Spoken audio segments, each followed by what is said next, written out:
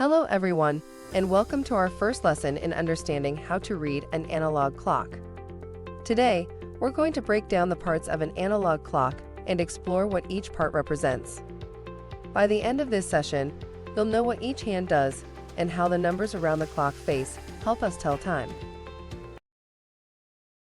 What is an analog clock? An analog clock has a face and hands that rotate around the center. Unlike digital clocks, which display numbers directly, an analog clock requires us to interpret the position of its hands to understand the time. Parts of the analog clock. Let's take a closer look at the critical parts of an analog clock. The face. This is the round part of the clock, often numbered from 1 to 12. Each number represents an hour. The face is the clock's background and provides the base for reading time.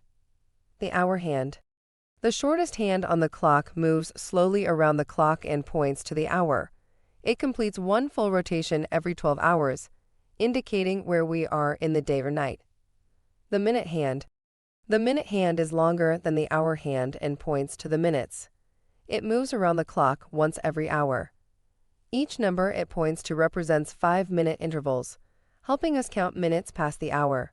The second hand.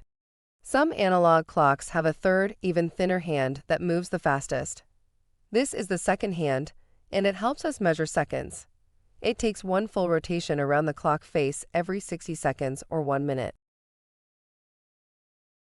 Understanding the numbers on the clock face.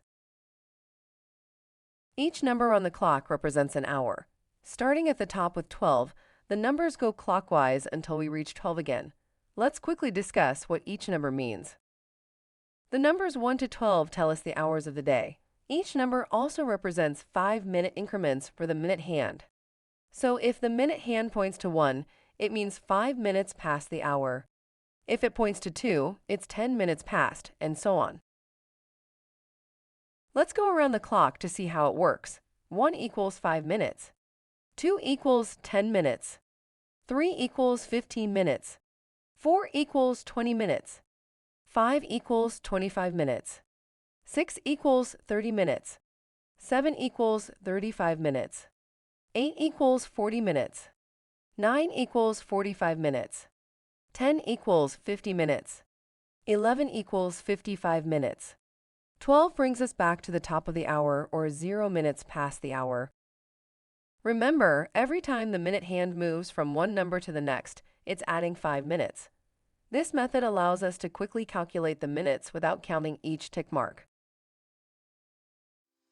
Putting it all together, when we combine the hour and minute hands, we can read the time.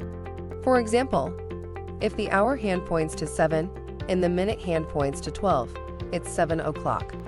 Like the clock shown in the picture, when the hour hand is between 7 and 8 and the minute hand points to 6, it's 7:30. Great job with this lesson.